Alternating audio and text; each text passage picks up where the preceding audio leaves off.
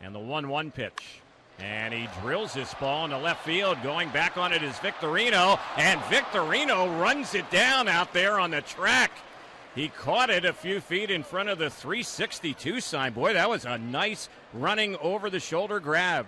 Leads the American League in hits, and he drives this one out toward left field. Chasing Shane Victorino back. Reaches up, and he made the catch. On a full sprint to left center field, Victorino robs Altuve of extra bases. Boy, what an outstanding play to start this game for the former Gold Glove winner playing left field tonight. This is not an easy ballpark to play left field.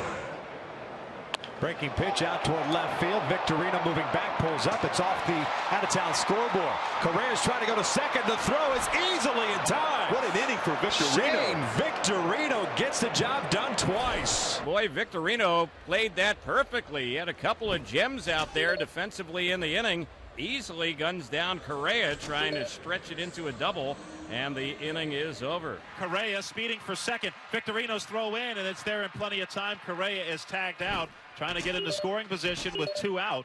Does get credited with a single as Victorino played it well off the wall, and the inning draws to a close.